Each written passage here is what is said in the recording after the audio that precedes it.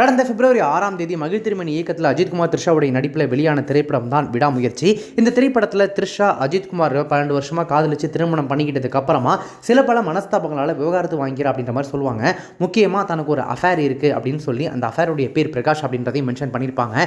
இது எப்படிங்க அஜித்குமார் ஏற்றுக்கிட்டார் அப்படின்ற மாதிரி அந்த விஷயம் இப்போ வரைக்கும் கான்ட்ரவர்சியாக போயிட்டு இருக்கு. அதெல்லாம் தாண்டி பிரகாஷ் அப்படின்ற அந்த கதாபாத்திரத்தில் படத்தில் எங்கேயுமே காமிச்சிருக்க மாட்டாங்க.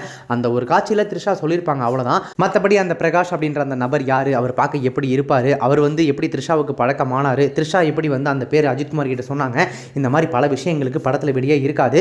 அதை வச்செல்லாம் இப்போவும் மீம்ஸ் போட்டு ட்ரோல் போட்டு சோஷியல் மீடியாவில் செஞ்சுட்டு இருக்காங்க. இதற்கிடையில் படத்தை டீகோட் பண்ணி மகிழ் திருமணி ரீசனாக நிறைய இன்டர்வியூஸ் கொடுத்துருக்காரு. அதில் இந்த பிரகாஷ் கதாபாத்திரத்தை பற்றி கேட்டதுக்கு அவர் என்ன சொல்லியிருக்காரு அப்படின்னா, த்ரிஷா அஜித் கிட்டேருந்து விலகணும் அப்படின்றதுனால வேணும்னே நீ என்னை வெறுத்துட்டு போ, நீ என்னை பிரிகிற வழி உனக்கும் வேணாம் அப்படின்னு சொல்லி அப்படி ஒரு கதாபாத்திரத்தை பொய்யா கூட சொல்லியிருக்கலாம். அப்படி இல்லைனா உண்மையாகவே அப்படி ஒரு கதாபாத்திரத்தை இருந்திருக்கலாம். நான் அது உண்மையோ பொய்யோ அதை ஓப்பன் என்னடா விட்டுட்டேன், அதை ரசிகர்களே முடிவு பண்ணிக்கிட்டோம் அப்படி ஒரு கதாபாத்திரம் இருக்கா இல்லையா அப்படின்றத. மற்றபடி அந்த கதாபாத்திரத்தை பற்றி சொல்கிறதுக்கு ஒன்றும் இல்லை அப்படின்ற மாதிரி சொல்லியிருக்காரு.